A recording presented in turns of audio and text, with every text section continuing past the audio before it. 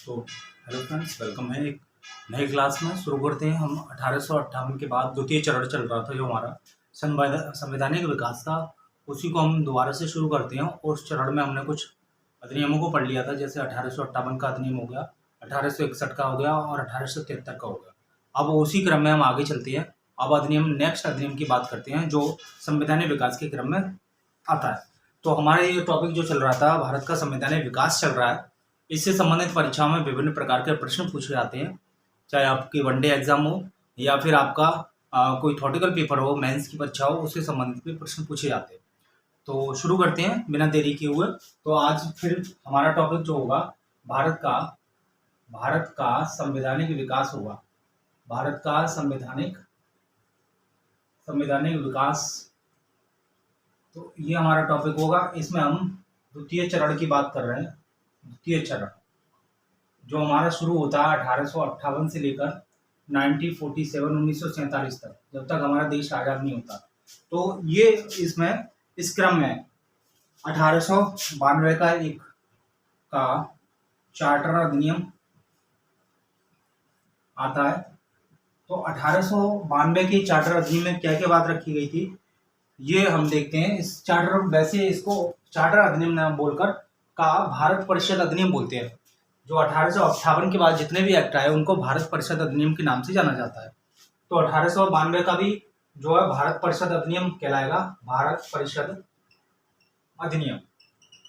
तो ये इसमें क्या क्या इसमें प्रावधान किए गए थे, वो सारे प्रावधानों को धीरे धीरे महत्वपूर्ण प्रावधानों को पढ़ेंगे। जैसे इसमें पहला प्रावधान हमारा ये था कि 1892 में का 1892 से पहले भी एक अधिनियम आया था जिसको हम शाही उपाधि अधिनियम के नाम से जानते हैं। दोनों मैं यहाँ बता दे रहा हूँ, शाही उपाधि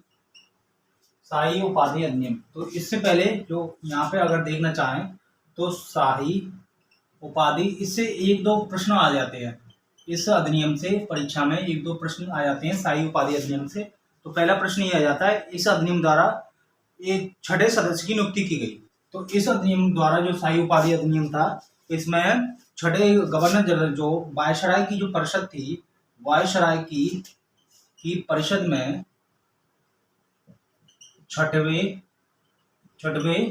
सदस्य की क्वेश्चन आता है, ये एक बार आया था, नियुक्ति की गई। ये क्वेश्चन आया था कि कब छठवें सदस्य की नियुक्ति वायसराय की परिषद में की गई।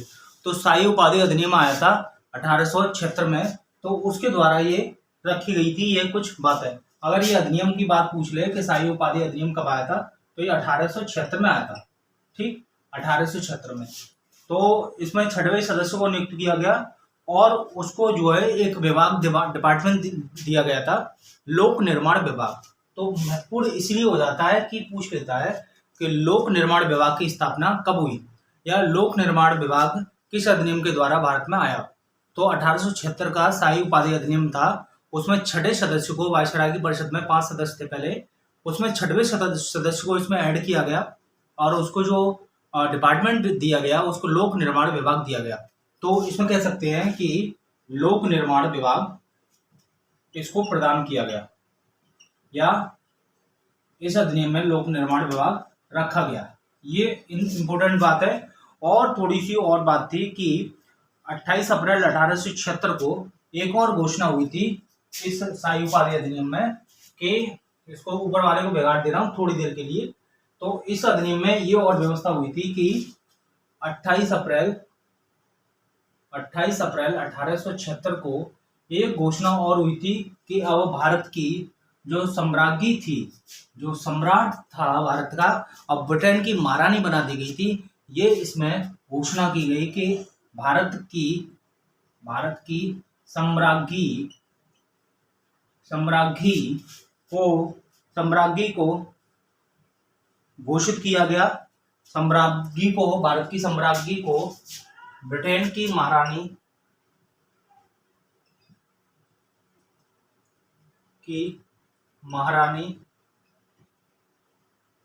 घोषित किया, या कह सकते हैं ब्रिटेन की महारानी जो थी वो भारत की सम्राज्ञी भी अब घोषित हो गई।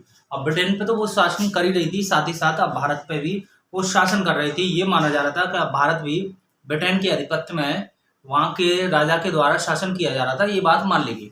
तो इसलिए शाही उपाधि अधिनियम 1876 महत्वपूर्ण हो जाता है कि भारत में अब ब्रिटिश सत्ता पूरी तरह से थोप दी जाती है, पूरी तरह से राजा नियुक्त कर दिया जाता है, सम्राज्ञी सम्राट घोषित कर दिया जाता है ब्रिटेन का, और ब्रिटेन की जो है ये सत्ता स्थापित हो जाती है पूरी तरह से। इसलिए जो स्त्री जो सम्राट होती है उसको सम्राज्ञी कहते हैं, और जो पुरुष होता है उसको सम्राट कहते हैं। तो ये जो है क्वीन बना दी गई, क्वीन विक्टोरिया को ब्रिटेन की रानी के साथ साथ भारत की रानी भी, महारानी भी घोषित कर दिया गया शाही उपाधि अधिनियम में। ये बात इसमें महत्वपूर्ण थी। तो इसके बाद हम चलते हैं उसी पे, दोबारा से लौट आते हैं 1892 का भारत परिषद अधिनियम।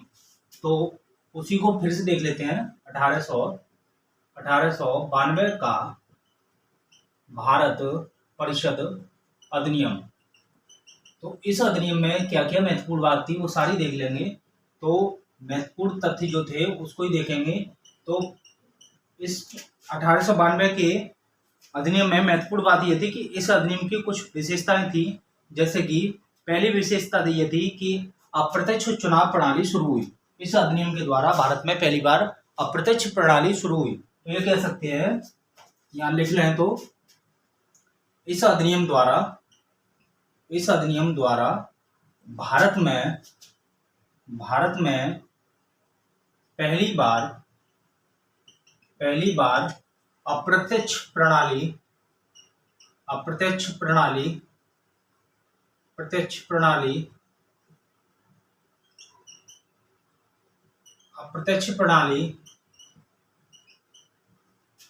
चुनावी लिख लो, अप्रत्यक्ष चुनाव प्रणाली प्रारंभ हुई।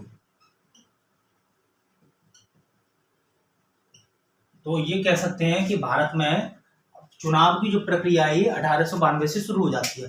1892 में भारत में अप्रत्यक्ष जो चुनाव की प्रणाली थी वो प्रारंभ होगी। मेन पॉइंट है, प्रश्न ऐसे ही पूछते हैं कि किस अधिनियम के द्वारा भारत में अप्रत्यक्ष प्रणाली की शुरुआत हुई। तो 1892 का भारत परिषद अधिनियम था। दूसरी बात इसमें ये थी कि दूसरी बात को अगर देखें महत्वपूर्ण बात, तो इसमें यह थी कि इसके द्वारा राजस्व एवं व्यय पर बजट बहस करने के लिए कार्यकारिणी से प्रश्न पूछने की शक्ति दी गई। राजस्व एवं व्यय और बजट पर, तो राजस्व एवं व्यय और बजट पर कार्यकारिणी को प्रश्न पूछने की अब प्रश्न पूछ सकते थे, प्रश्न पूछने की इजाजत दी गई, पूछने की और बहस करने की भी इजाजत प्रदान कर दी गई कि अब आप बहस भी कर सकते हैं, थोड़े प्रश्न भी पूछ सकते हैं। ये इस अधिनियम में रखा गया। तो ये महत्वपूर्ण बात है कि बजट पर बहस, प्रश्न पूछने की अनुमति या शक्ति कब प्रदान की गई, तो कार्यकारिणी परिषद को, तो ये 1892 में की गई। ठीक है। उसके बाद इस अधिनियम में और थोड़ी सी एक बात थी कि और इस अधिनियम में कि अब जो है जो गैर सरकारी सदस्य थे भारतीयों को भी अब इसमें प्रश्न पूछ सकते थे। भारतीय लोग भी वो उसमें प्रश्न पूछ सकते थे। तो कह सकते हैं भारतीयों को बजट पर बहस करने की प्रथम अनुमति कब प्राप्त हुई, तो 1892 में। बजट पर प्रश्न पूछने की 1892 में। तो ये 1892 के अधिनियम की कुछ विशेषता है। अब चलते हैं नेक्स्ट कुछ अधिनियम को, इसको बिगाड़ देता हूँ और कुछ अधिनियम के बारे में आगे चलते हैं। तो यहाँ तक हमारी जो बात हो गई है वो 1892 के भारत परिषद अधिनियम में हो गई है। नेक्स्ट बात करें तो 1919 का बहुत इंपॉर्टेंट है। 1919 का भारत परिषद अधिनियम का 1919 का भारत परिषद अधिनियम, इसकी हम बात करें, इस अधिनियम को एक और नाम से जानते हैं जिसको मॉन्टेग्यू चेम्सफोर्ड सुधार अधिनियम भी कहते हैं। तो इसको किसको 1919 के अधिनियम, माफ करना, 1919 जो 1919 की बात कर रहे हैं मॉन्टेग्यू, ये 1909 है। तो इसको मार्ले मिंटो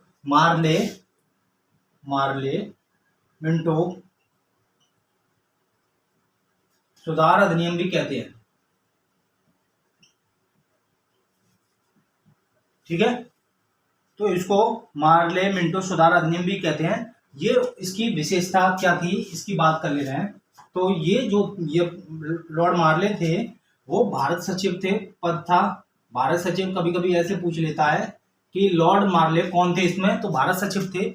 और उसके बाद भारत सचिव का पद कब बनाया गया था, 1858 के अधिनियम में बना दिया गया था। और उसके बाद मिंटो जो थे वो क्या थे, यहाँ के वायसराय थे। तो पहले उस व्यक्ति का नाम आता था जो यहाँ सचिव था, उसके बाद उस व्यक्ति का नाम आता था जो वायसराय था। इस अधिनियम में क्या क्या बात हुई थी इसकी बात कर ले रहे हैं। तो इस अधिनियम में महत्वपूर्ण जो 2-3 बात थी, जैसे पहली बात इसमें यह थी कि इस अधिनियम के द्वारा पहली बार मुस्लिम समुदायों के लिए, पहली बार ऐसे लिख सकते हैं कि इस अधिनियम द्वारा पहली बार मुस्लिम समुदाय को पृथक निर्वाचन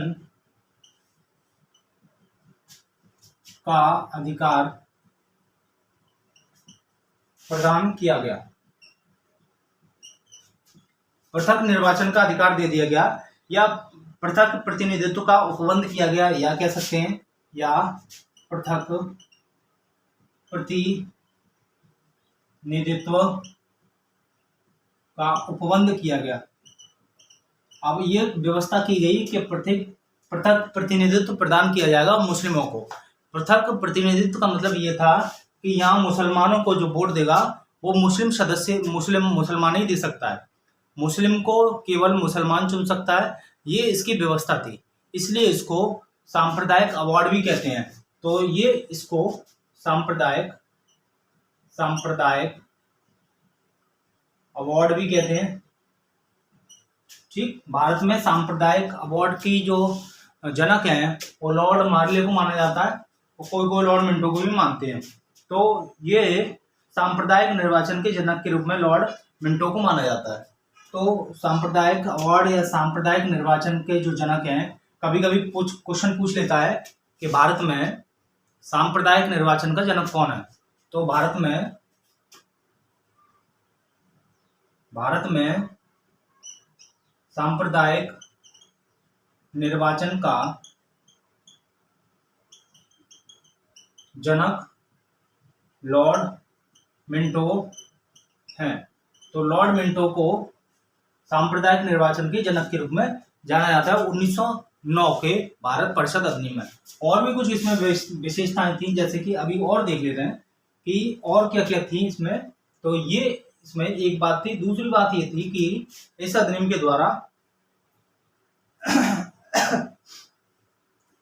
के द्वारा भारत को भारतीय सचिव और गवर्नर जनरल की परिषद में नियुक्ति की गई। तो भारतीयों को अब क्या किया गया इस अधिनियम द्वारा कि भारतीयों को भारत सचिव और गवर्नर जनरल की जो परिषद थी या वायसराय की जो परिषद थी, तो कह सकते हैं भारतीयों को वायसराय की, बहुत इंपॉर्टेंट क्वेश्चन है, वायसराय की परिषद में और भारत सचिव की परिषद में स्थान प्रदान किया गया। इसमें ये स्थान प्रदान किया गया भारत सचिव को कि अब आपको जो है स्थान दिया जाता है, आप भी अब इसमें शामिल हो सकते हैं। तो वायसराय की परिषद में इनको स्थान प्रदान किया गया। ये महत्वपूर्ण बात थी। और भी एक महत्वपूर्ण बात थी कि अब जो स्थान नियुक्ति की गई कार्यकारिणी में, तो स्थान प्रदान किया गया, तो या फिर यह कह सकते हैं कि नियुक्ति प्रदान की गई, या कह सकते हैं कि नियुक्ति प्रदान की गई। ठीक है, नियुक्ति प्रदान की गई। तो या तो कह सकते हैं कि उन्हें स्थान प्रदान किया गया, या बोल सकते हैं हम कि उनको नियुक्ति प्रदान की गई। किसको? भारतीयों को। कहां पर? भारत सचिव और वायसराय की परिषद में। ठीक, इतनी बात हो गई। अब और बात इसमें कर लेते हैं इसको बिगाड़ कर कि इस अधिनियम की ये विशेषता और थी इस 1909 के भारत परिषद अधिनियम की कि अब केंद्रीय और प्रांतीय विधान परिषदों को पहली बार बजट पर वाद विवाद करने के लिए पेश किया गया। तो केंद्रीय और और प्रांतीय बजट को पहली बार बहस के लिए रखा गया। अब क्या हुआ, हो सकता था कि जो विधान परिषद थी को पहली बार क्या किया गया, सार्वजनिक किया गया और प्रस्ताव पेश करने और प्रश्न पूछने और मत देने का भी अधिकार मिला। तो बजट रखा गया, केंद्रीय विधान परिषदों के बजट को, और उस पर प्रश्न पूछने, बजट पर बहस करने और मत देने का भी अधिकार प्राप्त हुआ। मत देने, प्रश्न पूछने और बहस करने का भी अधिकार प्रदान किया गया। ठीक, तो मत देने का, प्रश्न पूछने का और वोट देने का भी अधिकार उस बजट पर दिया गया किसी विषय पर। ये जो बात है ये भारतीयों के लिए है, भारत के लोगों के लिए है कि अब वो ऐसा कर सकते थे, पूरक प्रश्न पूछ सकते थे। तो अभी पूरक प्रश्न पूछने की बात आ जाए कि बजट पर पूरक प्रश्न पूछने का अधिकार किस अधिनियम के तहत भारतीयों को प्राप्त हुआ। तो 1909 का भारत परिषद अधिनियम था जिसमें बजट पर प्रश्न और पूरक प्रश्न पूछने का, बहस करने का, मत देने का अधिकार प्राप्त हुआ। उसके बाद भी थोड़ी सी और व्यवस्था हुई थी इसमें, कि इसको मैं बिगाड़ दे रहा हूं कि और क्या क्या व्यवस्था हुई थी उस 1909 के भारत परिषद अधिनियम में। तो इसकी और बात कर ले रहे हैं कि इसमें क्या क्या व्यवस्था हुई थी। तो और इसमें यह व्यवस्था की गई कि प्रांतीय जो विधान परिषद थी, प्रांतीय विधान परिषदों में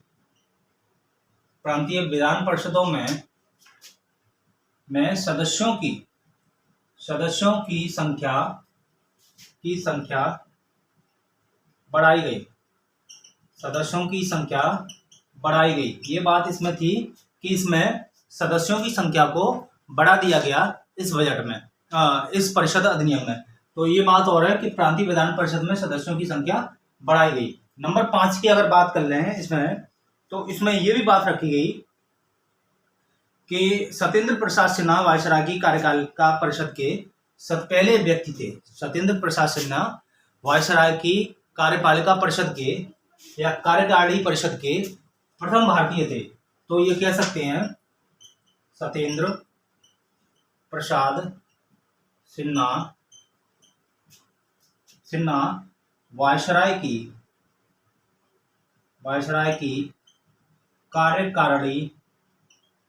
कार्यकारिणी परिषद के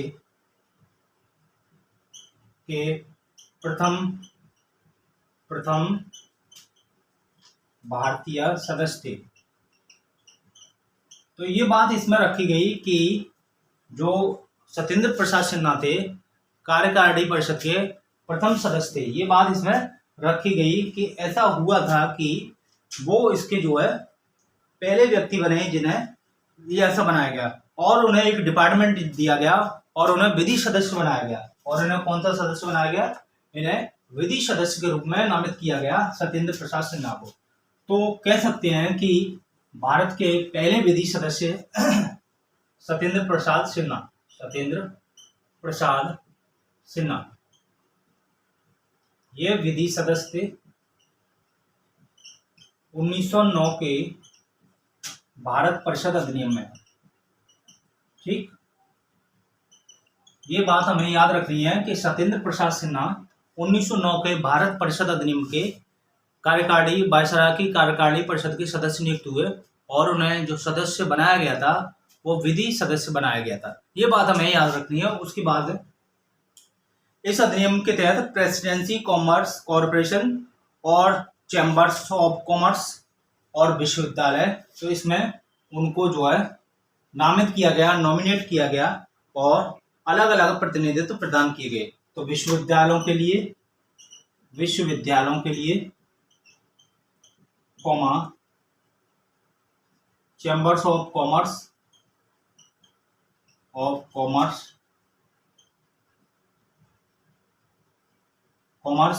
चैम्बर ऑफ कॉमर्स, उसके बाद जमींदारों के लिए और प्रेसिडेंसी के लिए, कॉमा जमींदारों के लिए कोमा प्रेसिडेंसियों के लिए, प्रेसिडेंसी या प्रेसिडेंसियों के लिए अलग अलग जो है सदस्य नियुक्त किए गए कि यहाँ से वो चुन के आएंगे।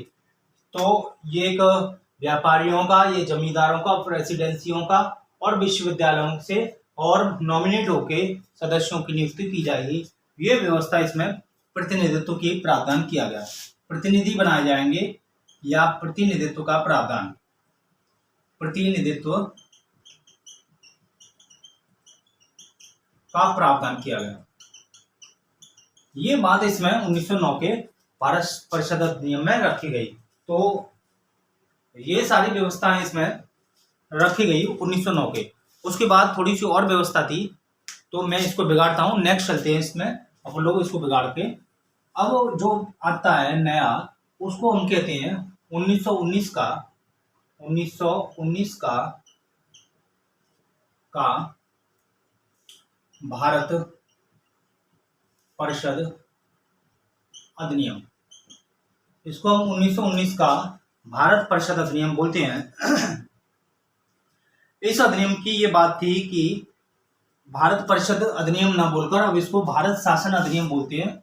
अब भारत शासन, भारत 1919 का भारत शासन अधिनियम, अब नाम बदल गया, अब शासन लग गया, भारत शासन अधिनियम। अब परिषद न रखे 1901 सेकंड,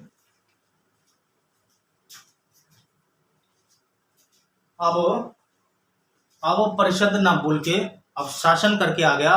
कभी कभी पूछ लेता है कि शासन अधिनियम कब से कब तक जोड़े गए, तो 1909 का भारत शासन अधिनियम आया, उससे भारत परिषद का स्थान चेंज करके अधिनियम बना दिए गए। नेक्स्ट इसमें बात जो कर लेते हैं कि इसमें क्या क्या हुआ था।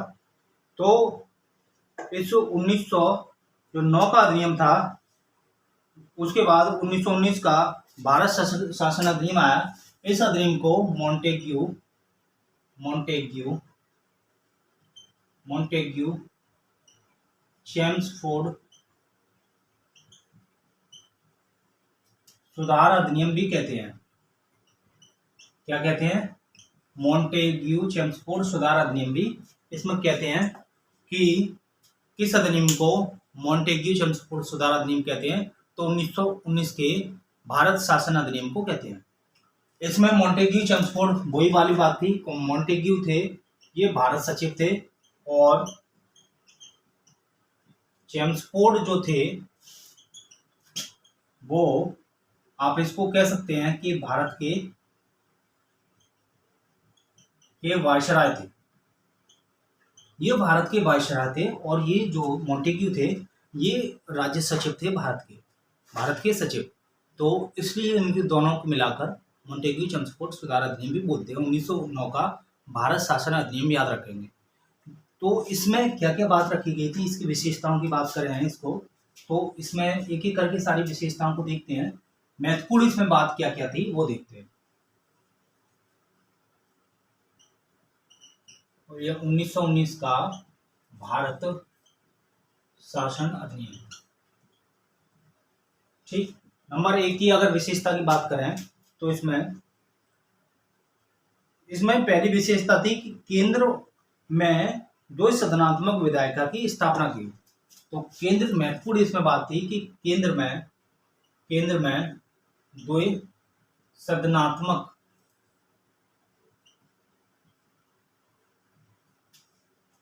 विधायिका की व्यवस्था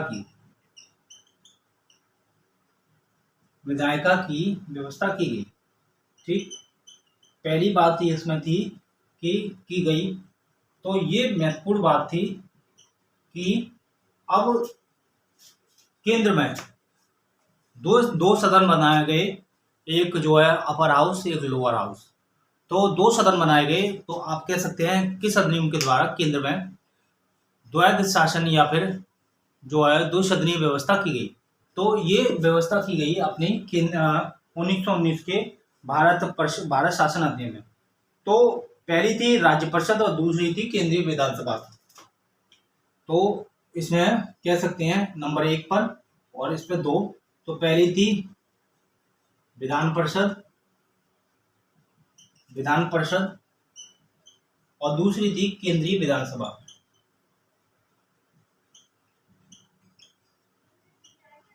इस तरीके से ये दो व्यवस्था की गई कि पहली थी राज्य परिषद, विधान परिषद नहीं, राज्य परिषद कर लीजिए। पहली थी राज्य परिषद और दूसरी थी केंद्रीय विधानसभा। तो इस तरीके से जो केंद्र में दो तरह की सदन की व्यवस्था की गई। एक राज्य परिषद, वर्तमान में भी दो तरह की सदन की व्यवस्था है, एक लोकसभा, एक राज्यसभा केंद्र में। तो बड़े हाउस को क्या बोलते हैं? राज्य परिषद यानी कि राज्यसभा, और छोटे हाउस को, केंद्रीय विधानसभा को, लोकसभा आज बोलते हैं वर्तमान में।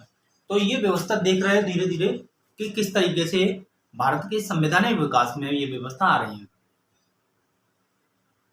इतनी बात समझ में आ रही है? ठीक। नेक्स्ट हम बात चलती है नंबर 2 की। तो अगर नंबर 2 की बात करें तो इसमें राज्य परिषद के सदस्यों की संख्या, इसको बिगाड़ दे रहा हूं कि जो राज्य जो परिषद थी, राज्य परिषद में सदस्यों की संख्या, राज्य परिषद में सदस्यों की जो संख्या थी उसकी संख्या 60 थी। तो यहां लिख लेते हैं कि राज्य परिषद में सदस्यों की संख्या 60 थी, नंबर 2। और केंद्रीय विधानसभा की संख्या, केंद्रीय विधानसभा की संख्या जो थी वो 144 थी, 144 थी। इसमें 60 थी, राज्य विधान परिषद में 60 थी और केंद्रीय विधानसभा में 144 थी। 60 का भी बंटवारा हुआ था, 34 निर्वाचित थे और 34 निर्वाचित सदस्य थे। इसमें देखा जाए तो 34 प्लस के 16 26 तब 60 होते हैं। ये 34 थे, ये निर्वाचित थे और ये मनोनीत थे। इसी प्रकार से, और इनका कार्यकाल था वो 5 वर्षों का था। इसका कार्यकाल 5 वर्षों का था, 5 वर्ष कार्यकाल, इसका कार्यकाल 5 वर्ष का। और 60 सदस्य थे। 34 कैसे थे आपके? 34 ऐसे थे जिनको जो है चुनाव होकर उनको चुनना था, और 26 ऐसे थे जो नामांकित होने थे। ऐसे ही 144 में से क्या होना था, 104 सदस्य जो थे, 104 इसमें और इसमें 40, 104 सदस्य थे वो निर्वाचित थे, और 40 जो सदस्य थे वो कैसे थे? 40 सदस्य आपके मनोनीत थे। तो ये बात इसमें रखी गई, किसमें? 1919 के भारत शासन अधिनियम में। ये वाली बात इसमें हमें याद रखनी है। तो फिर 19 में और थोड़ी सी एक बात और रखी गई कि इसके द्वारा, इसमें सिर्फ एक अंतर था। क्या अंतर था? दोनों सदनों के अधिकार जो है समान थे। ये बात हमें याद रखनी है कि इसमें दोनों सदनों के अधिकार समान थे। ठीक है, तो दोनों सदनों के अधिकार समान थे। तो जो एक बात अलग थी वो ये थी कि बजट पर जो है मत देने का अधिकार था वो निचले सदन को था, यानी कि केंद्रीय विधानसभा को था बजट पर मत पेश करने का या बजट को प्रस्तुत करने का जो कार्यभार था वो केंद्रीय विधानसभा को था। यही बस अंतर था, बाकी दोनों मामलों में दोनों एक ही थी। और इसमें थोड़ी सी और ये बात रखी गई कि प्रांतों में द्वैध शासन का प्रवर्तन किया गया। प्रांतों में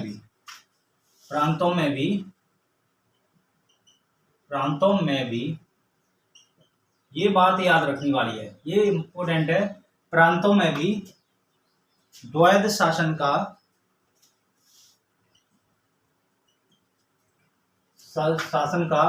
प्रवर्तन किया गया। तो ये बात और इसमें महत्वपूर्ण हो जाती है। इसमें ये 1919 के भारत शासन अधिनियम में ये बात आ जाती है कि अब प्रांतों में भी क्या होगा? द्वैध शासन की व्यवस्था होगी। इतनी बात हो जाती है। अब नेक्स्ट बढ़ते हैं इस बात को कि प्रांतों में भी द्वैध शासन आ गया। अब प्रांतों में भी द्वैध शासन आ गया तो इसके लियोनेस कार्टियस इसके जो है जनक थे प्रांतों में द्वैध शासन के। एक बार क्वेश्चन आया था पीसीएस में कि द्वैध शासन के जनक कौन है, तो लियोनस कार्टियस इसके जनक है। क्वेश्चन एक बार पूछ लिया था। तो लियोनस तो कह सकते हैं कि प्रांतों में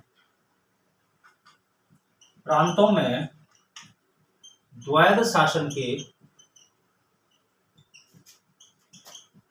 जनक लियोनस कार्टियस हैं। ये वाली बात हमें याद रखनी है। लियोनस कार्टियस जो है प्रांतों में द्वैध शासन के जनक माने जाते हैं। तो 1919 में भारत में प्रांतों में भी द्वैध शासन की पद्धति आ गई, जो केंद्रीय स्तर पर थी। केंद्र को सेम प्रांतों में ऐसी व्यवस्था कर दी गई।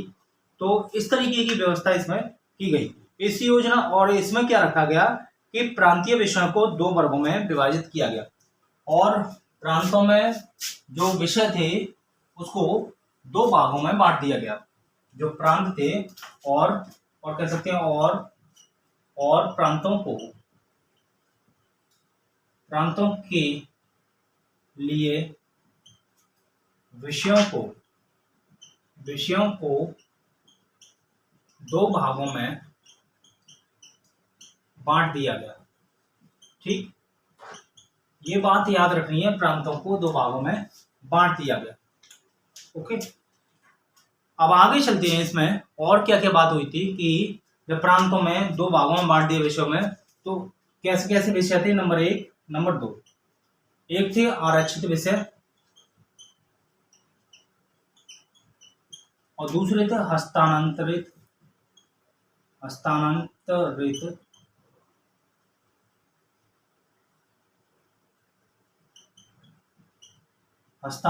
विषय।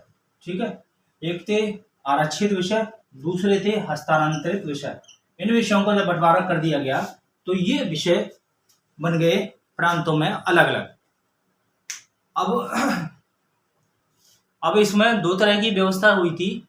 अब वो प्रांतों में फिर उसको वापस ले लिया गया, उसकी अलग बात करेंगे। अब आपसे पूछ लेता है कि किस अधिनियम में प्रांतों में विषयों का बंटवारा हुआ, तो वो हुआ था 1919 के भारत शासन अधिनियम में। 2 तरह के विषय थे, एक आरक्षित और एक हस्तांतरित। आरक्षित विषय क्या थे उसकी बात कर लेते हैं। आरक्षित विषयों का प्रशासन कौन करता था?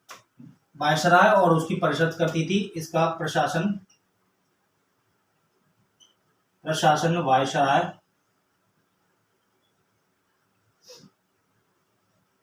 वायसराय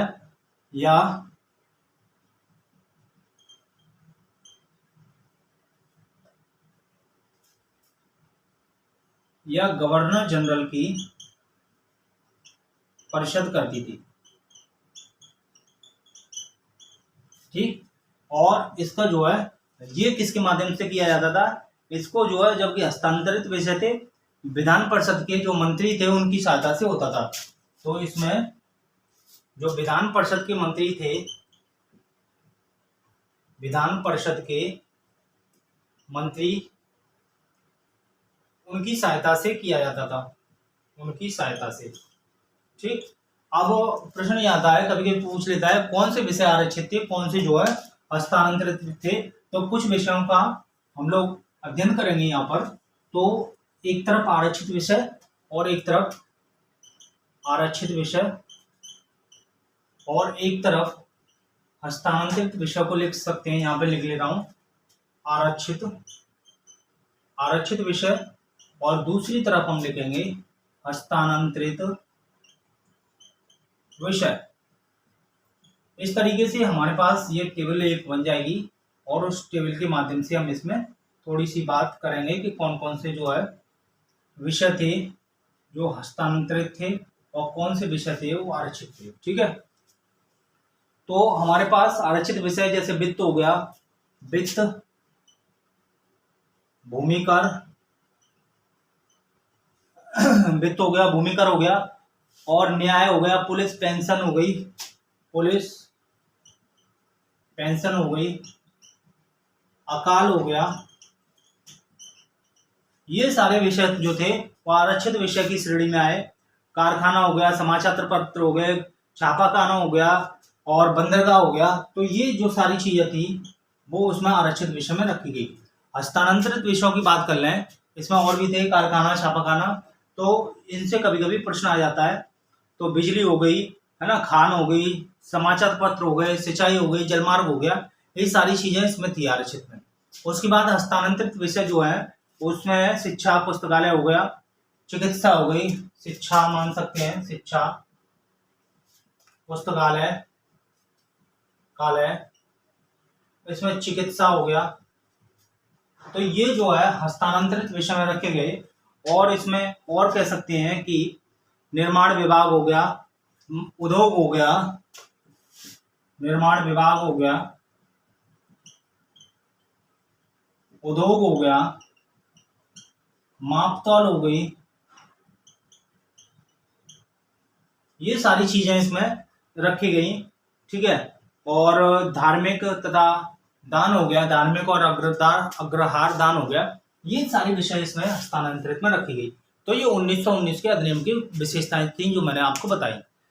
तो ये इसके बाद एक और अधिनियम आया जिसको भारत परिषद अधिनियम के बारे में जानते हैं। इसको बिगाड़ता हूं, 1935 का, इसको बिगाड़ दिया मैंने। और इसके बाद एक और अधिनियम आया जिसे हम, वैसे तो इसमें और भी बातें हुई थी इस अधिनियम में कि इस अधिनियम में और भी बातें थी, इसको देख लेते हैं चाहें तो, अगर टाइम हो तो देख लेता हूं, 1 मिनट।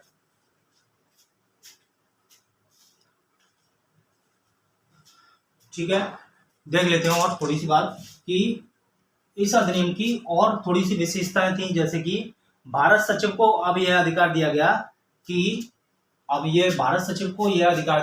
वो क्या कर सकता है, भारत में नियंत्रक मालिका परीक्षक की नियुक्ति कर सकता है। भारत सचिव को कह सकते हैं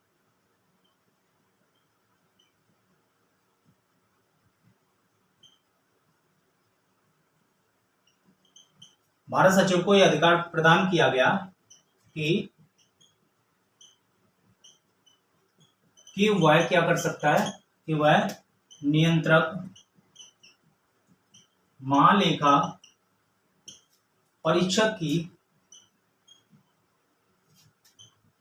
नियुक्ति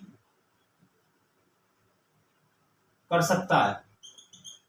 तो ये पावर थी किसकी, तो भारत सचिव की। अब प्रश्न आ जाए कि नियंत्रक मालिका परीक्षक का पद कब आया, तो 1919 के मोंटेग्यू चेम्सफोर्ड सुधार अधिनियम या 1919 के भारत शासन अधिनियम में आया। ये वाली बात इसमें भारत सचिव के द्वारा रखी गई। उसके बाद और भी थी, इस अधिनियम ने भारत में क्या किया जो बहुत महत्वपूर्ण बात थी कि इस अधिनियम ने भारत में एक लोक सेवा आयोग की स्थापना करी। क्या की इसने, लोक सेवा आयोग की स्थापना की इस अधिनियम ने, 1919 के भारत शासन अधिनियम ने। अब लोक सेवक की स्थापना कर दी, लोक सेवा आयोग की स्थापना की या गठन की, इसमें गठन किया, प्रावधान किया, स्थापना की नहीं, ये कह सकते हैं आयोग की स्थापना का प्रावधान किया, स्थापना का प्रावधान किया। ये वाली बात हमें याद रखनी है कि इसमें 1919 के भारत शासन अधिनियम में एक लोक सेवा आयोग के गठन की स्थापना का प्रावधान किया गया। उसके बाद इसमें और भी बात रखी गई थी कि 1926 में ली आयोग की सिफारिश पर सिविल सेवकों की भर्ती के लिए एक ली आयोग बना था। 1924 में ली आयोग की सिफारिशों पर जैसा हुआ था। कौन सा, ली आयोग। क्वेश्चन आ सकता है किस आयोग की सिफारिश पर, आयोग की सिफारिश इसने की थी, किस आयोग की सिफारिश पर भारत में सिविल सेवकों के लिए लोक सेवा आयोग की स्थापना की। तो आप कह सकते हैं कि भारत में ली आयोग ऐसा था, लिख लेते हैं, ली आयोग की सिफारिशों पर भारत में सिविल सेवकों की नियुक्ति के लिए लोक सेवा आयोग की स्थापना की।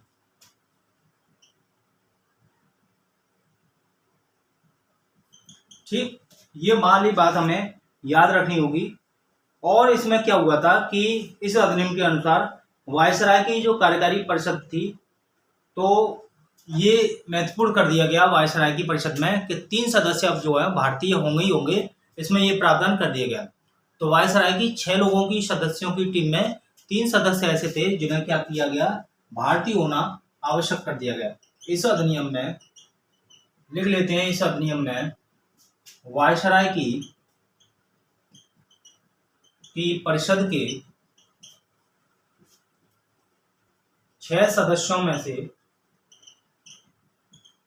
से 3 सदस्यों का भारतीय होना आवश्यक कर दिया गया।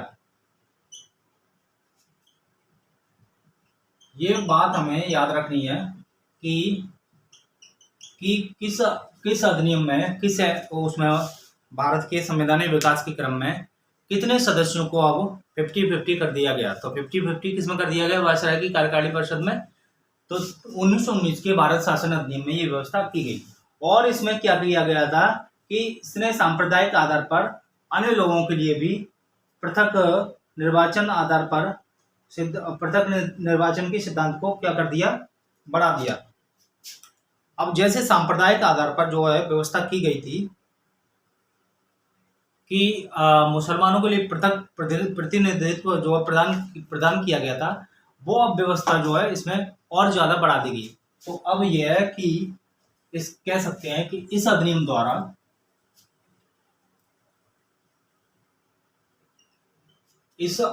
द्वारा सांप्रदायिक आधार पर पृथक निर्वाचन की व्यवस्था को आगे भी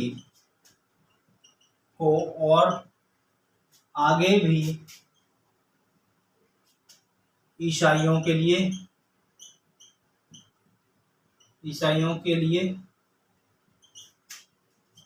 आंग्ल भारतीयों के लिए, फिर सिखों के लिए भी कर दिया गया। तो ये व्यवस्था हो गई कि ईसाई भी इसमें शामिल हो गए और सिख भी आ गए और आंग्ल भारतीय और यूरोपियों के लिए भी। तो यूरोपियों के लिए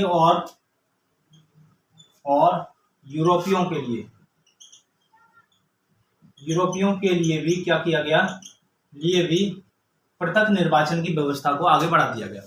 ये बात 1919 के भारत शासन अधिनियम में रखी गई और इसलिए इसको एक्सटेंड कर दिया गया। अब केवल मुसलमानों तक सांप्रदायिक प्रतिनिधित्व की बात नहीं रही, अब उसमें सिख भी आ गए, आंग्ल भारतीय आ गए, यूरोपीय आ गए, ईसाई भी आ गए। तो इसमें ये व्यवस्था इसमें की गई। तो ये कह सकते हैं कि सांप्रदायिक आधार पर सिखों को पृथक निर्वाचन की या आंग्ल भारतीयों को या यूरोपियों को पृथक निर्वाचन की व्यवस्था किस अधिनियम में हुई। तो आप कह सकते हैं कि भारत शासन अधिनियम 1919 में इस प्रकार की व्यवस्था हुई। और 2-4 और व्यवस्थाएं की गई थी कि इसके अंतर्गत अब क्या किया गया था कि इसमें पहली बार केंद्रीय बजट को राज्यों के बजट से अलग कर दिया गया। ये वाली बात महत्वपूर्ण थी इसमें कि केंद्रीय बजट को राज्यों के बजट से पृथक कर दिया गया। तो ये कह सकते हैं इस अधिनियम में पहली बार केंद्रीय बजट को प्रांतीय बजट से पृथक कर दिया गया। अब क्या कर दिया गया, केंद्रीय बजट को प्रांतीय बजट से बिल्कुल सेपरेशन कर दिया गया, अलग कर दिया गया, पृथक कर दिया गया। तो ये वाली बात इसमें हुई कि किस अधिनियम द्वारा, प्रश्न आए, किस अधिनियम द्वारा केंद्रीय बजट को प्रांतों के बजट से अलग किया गया या प्रांतों के बजट को केंद्रीय बजट से अलग किया गया। तो आप बताएंगे 1919 का भारत शासन अधिनियम था ऐसा। ठीक, उसके बाद और व्यवस्था हुई थी, जैसे कि इसमें व्यवस्था आई थी कि इसके अंतर्गत एक वैधानिक आयोग का गठन किया गया जो 10 वर्ष के बाद अपनी रिपोर्ट पेश करेगा। उस अधिनियम की क्या क्या उसमें तरक्की हुई, क्या क्या प्रावधान हुए। तो इस अधिनियम के द्वारा और क्या हुई व्यवस्था, इस अधिनियम में एक वैधानिक आयोग के गठन की बात की गई, जिसका कार्य प्रत्येक 10 वर्ष पर अपनी रिपोर्ट को पेश करना था। तो प्रत्येक 10 वर्ष पर क्या करना था, अपनी इसको रिपोर्ट को पेश करना था। एक वैधानिक आयोग का गठन किया गया 1919 के भारत शासन अधिनियम में। ये वाली बात बहुत महत्वपूर्ण है कि इसके बाद एक 1927 में साइमन कमीशन की रिपोर्ट भी आएगी। इसी आधार पे आई थी साइमन कमीशन की रिपोर्ट। तो प्रत्येक 10 वर्ष पे ये अपनी क्या करेगा, एक जांच कमेटी बनाएगा और उसको भेजेगा। तो इसमें केंद्रीय विधानसभा में इसमें वायसराय के अध्यादेश जारी शक्ति को भी पहले की तरह बना रखा गया। तो पहले की तरह वायसराय की जो अध्यादेश जारी करने की शक्ति थी वो एज इट इसमें रही और इसमें कोई ज़्यादा उसमें चेंजिंग नहीं आई। और इसमें यह था कि कुछ विषय से संबंधित विधेयकों को विचार करने के लिए उसकी पूर्व अनुमति आवश्यक थी। जैसे अभी वर्तमान में राष्ट्रपति के लिए अगर कोई विधेयक बनाना हो, कोई कानून बनाना हो, तो राष्ट्रपति के लिए भेजते हैं, जिस पर राष्ट्रपति अपनी क्या करते हैं, अनुमति प्रदान करते हैं। तो ऐसे ही इसमें रखा गया कि कुछ विषयों पर, कुछ अध्यादेशों पर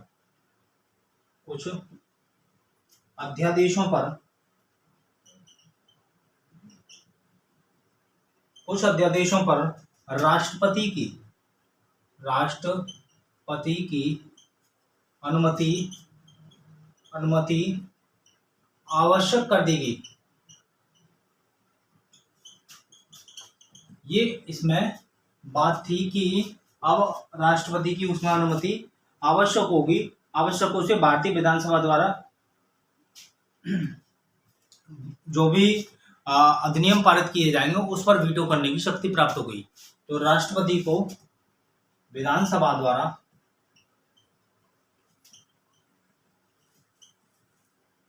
प्राप्त अधिनियमों पर वीटो करने की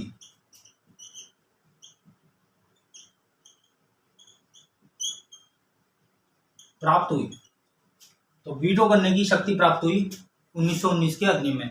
ये सारी बात जो थी ये 1919 के अधिनियम की बात थी और वीटो करने की प्राप्त हुई और उसे यह शक्ति प्राप्त थी कि कोई अगर विधानसभा कोई विधेयक बना रही है तो वो उसको जो है नामंजूर भी कर दे और उसको खत्म भी कर दे। नामंजूर भी कर सकता था, उसको ये भी प्राप्त थी शक्ति। इस अधिनियम में पावर दे दी गई वायसराय को कि अगर कोई विधान परिषद में कोई अधिनियम बनाया है तो वो उसको जो है खारिज भी कर सकता था, समाप्त भी कर सकता था। ये इस अधिनियम की विशेषता थी 1919 की। ये सारी विशेषताएं थी।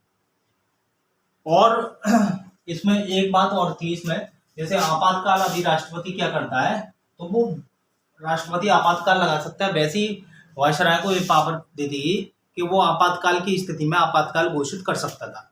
ठीक है, ऐसी किसी स्थिति में अगर ऐसी आती है तो वो आपातकाल घोषित कर सकता था।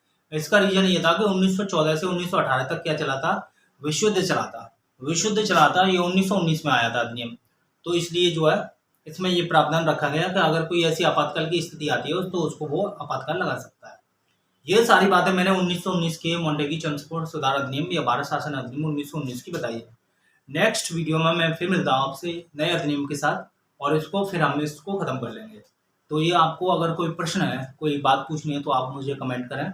अगर आपको ये वीडियो अच्छा लगा हो तो लाइक करें, साथ ही साथ अपने दोस्तों में इसको शेयर करें और अगर चैनल पर नए हैं तो चैनल को सब्सक्राइब करना ना भूलें। फिर मिलते हैं, अपना ख्याल रखिए। नमस्कार, धन्यवाद।